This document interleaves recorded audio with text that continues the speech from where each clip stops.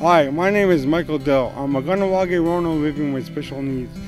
When I was interviewed, I had an idea for a show for people from Ganawage living with disabilities. Today is the start of that show, Walk in My World. Often, people with disabilities lead sheltered lives, and their interactions are limited to caregivers and family members. I hope this show will bring you awareness of these people, their families, their lives, and their dreams for the future.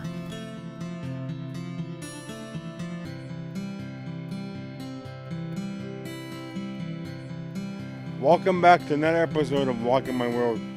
We are here at Gananoda School to interview Betty Deer, who used to be a teacher here. We're at the step by step.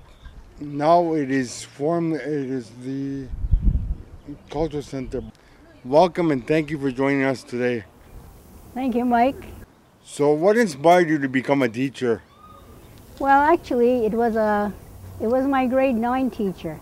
Her name was Sister Marie, and she was my teacher for 2 years. And then one day she said, "You know, there's somebody in this class who is smart enough to become a teacher." So all the girls started naming everybody except me. Finally, she said, "Well, it's me," and she called me Betty Deer. Well, that was my name at the time. And I have her to thank for my career in education, because she arranged for me to go to Queen of Angels and graduate from high school. Then she arranged for me to go to St. Joseph's Teachers College. And then she arranged for me to get a job right here in Ganawage. I was teaching at Cattery School.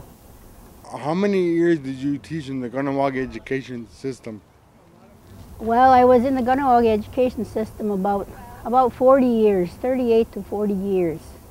I started in 1956 and I retired in 2002. And in between I had a lot of jobs. I was a nursery teacher, I was a grade school teacher, I taught at this school, I taught at Karianuha, I taught at Cattery, and then I became the principal at Cattery. And then I worked in the Skanagoa room. And then I went back to the classroom for 1 year, and then I became a substitute teacher. So I spent almost all my life in all these buildings in Ganawage. Who was your first special needs student? My first special needs student was a little boy that I met in the community. When he was about 1.5 years, I noticed that his development was not progressing as it should. So when he was 3 years old, I knew his mother quite well. I asked her if I could take him into my classroom at 3 years old. I didn't ask the principal. Because we were here in this school, we were kind of like left to our own.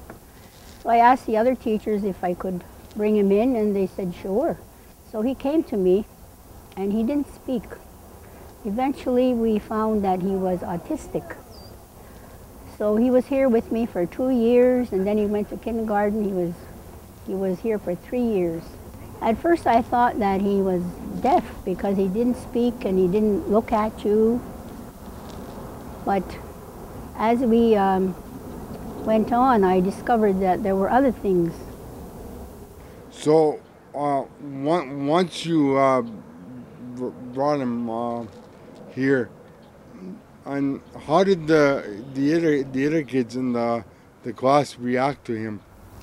Oh, very good, because he was out the same age as them, and 4 years old kids are wonderful. You know, they have no prejudice against anybody. They just like to come here and play and have a good time, and so they just accepted him. But one of the things I found out about him was that at 3 years old, he knew his alphabet, his whole alphabet. Wow. He couldn't speak, you know, to tell me, "Oh, I would like a drink of water."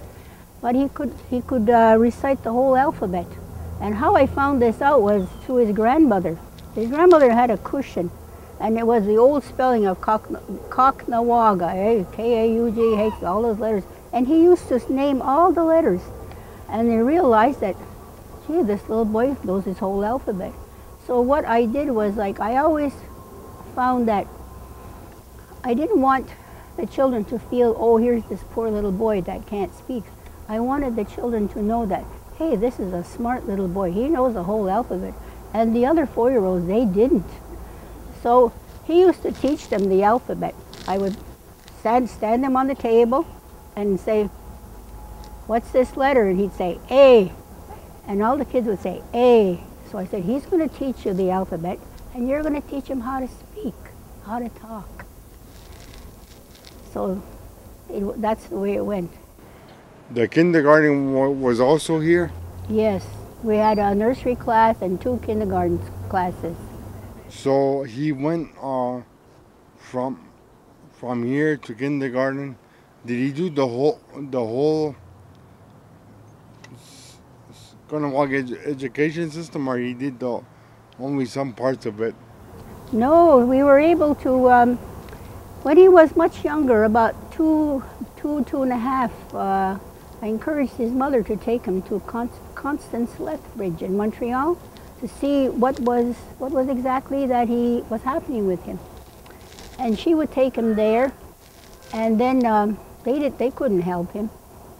So then I took him. And then he stayed in the Ganawag education system the whole way. He graduated from survival school, from high school. You would say that you had a big part to play in that? Well, I made a beginning for him. You know what? A teacher who has special needs kids in her classroom has to go by her guts. You have to have good guts. You got to know when to get in there and do something. And one of the things I thought about is that why should the children have to always come into our world? Why don't we go into their world? You know, because we're saying to them, you got to come into my world. You got to be like me. So we're telling them there's something wrong with you, but there isn't. So when we go and we go into their world, and we make a little pinhole in, so they can come into our world. Okay. We invite them in. Each autistic child has some kind of a mannerism that they do. And with him, he used to go like this and spin around in the classroom. So one day I just said, hey, let's all do what he's doing. So all the kids loved it. They were 4 years old. They all started to do that. Twirl around, and every time he did that, we all jumped up and started twirling, till one day he stopped and he looked at somebody and he smiled. And that was the first time ever he made a contact with another person. Wow. Yeah, it was a wow. So you made an impact on his world. Well, you know what? What I did when he went, when he was going into kindergarten, now he was going, grade 1, he was going to leave here. I wanted to make sure that he was going to be put in the best place. So he went for some testing. And there the psychologist said, this little boy doesn't need to be here in this special class. I said, who? She told me that she thought that I had done a wonderful job with him. But I said, it wasn't me, it was the children, the other children who were there. I just arranged the environment for him to succeed. So I think that's important. The other children are the ones who did it. What's your philosophy for dealing with special needs children? Well, part of it I've already said is that I feel like, especially like for autistic children, is that we need to go into their world. Why should they always have to come into our world? You know, because we're saying to them, you got to come into my world. You got to be like me. So we're telling them there's something wrong with you, but there isn't. So when we go and we go into their world, and we make a little pinhole in, so they can come into our world. Okay. We invite them in. Okay, thank you. Now we are in inside the Culture Center library. We moved from outside to inside through the magic of TV. When you were principal at Cattery School, who came to visit? Well, Michael, it was you. Remember you came with your school? Yeah. And I think you had my brother Walter Deere brought you guys over with his bus with a special bus for ramps for wheelchairs. Yeah. And you were able to come to my school because we have finally had an elevator. And I remember you saying that you wanted to come because you always missed not going to school in Kahnawake. And that you were always telling the teachers how wonderful Kahnawake was, and finally they wanted to see it. So you brought them. And it was a really wonderful day because all the students at Cattery School received all your classmates. And everybody was so friendly and accepting, and you know, and remember what your teacher said? Yeah. Yeah? Your teacher said that they had never met a group of kids who were so at ease and friendly and wanted to know all about what the students were, what your friends and your students were doing, your classmates.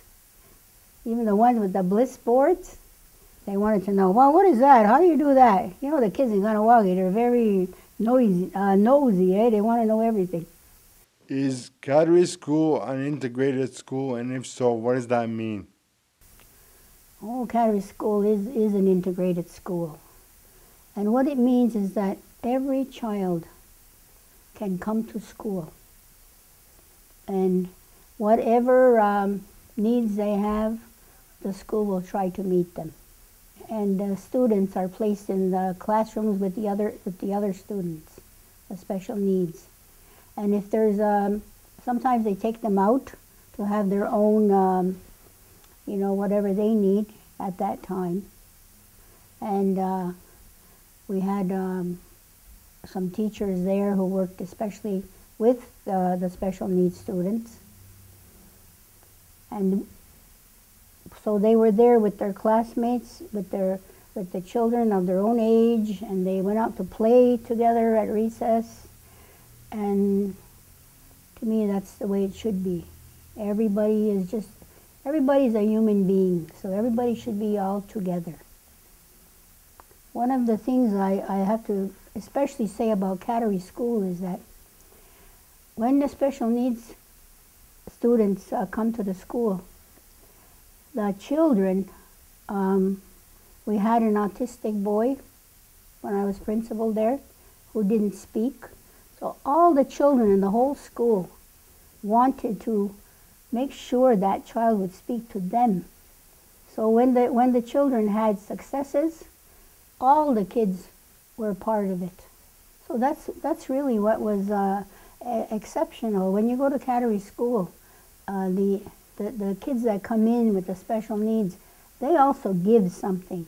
They teach the other kids compassion, you know, joy, and everybody joined in on the success of the child. And at the end of grade 6, that boy was talking because all the kids were in on it. Every kid wanted to be part of that success. There's a real exchange between them.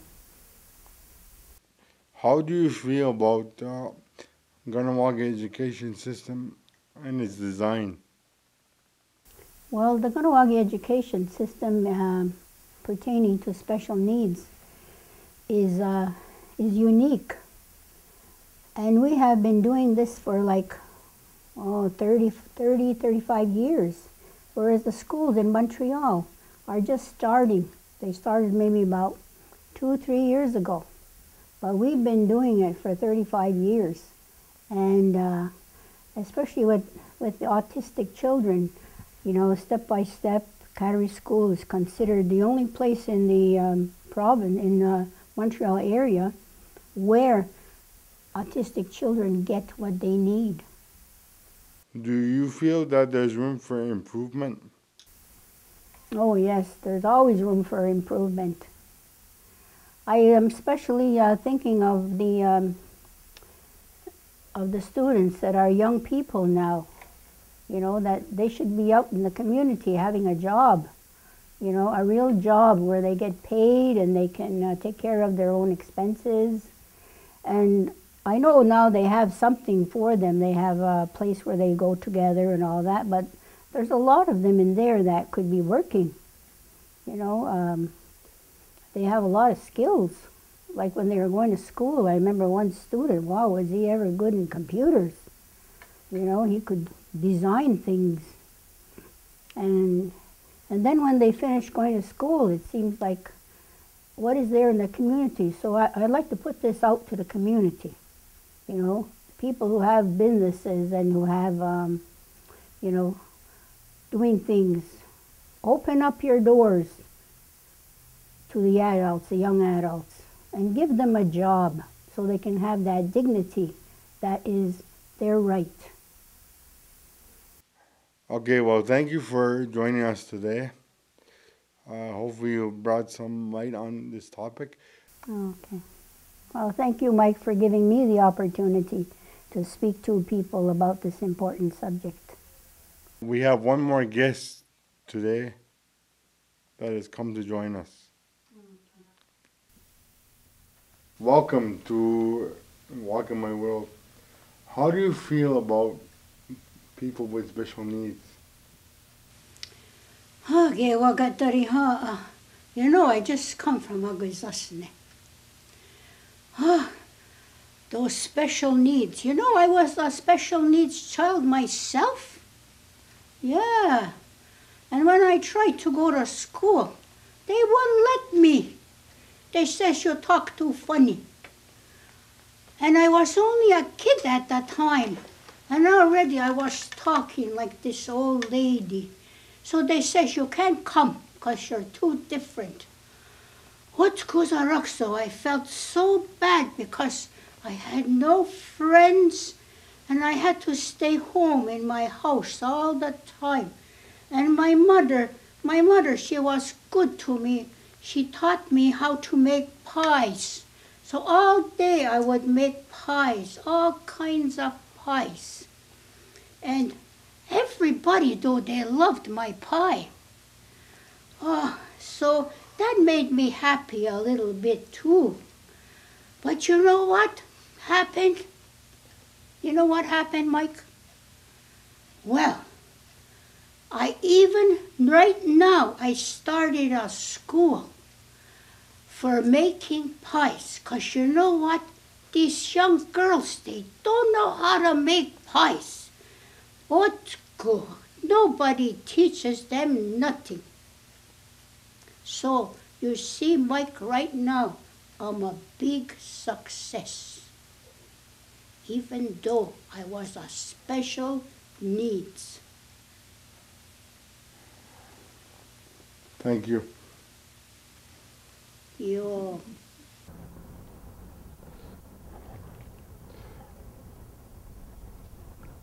Well, we've come to the end of another episode of Walk in My World. If you have any comments or questions, you can email me at walkinmyworld@yahoo.ca. See you next time. More than 14% of all Canadians have a disability. For Aboriginal First Nation Canadians, there are 33% of people living with disabilities. People living with disabilities are subject to exclusion, poverty, and isolation. There are higher rates of depression, suicide, violence, and abuse for people with disabilities. We know that for Aboriginal Canadians with disabilities, all these rates and percentages are even higher. Statistics according to Independent Living Canada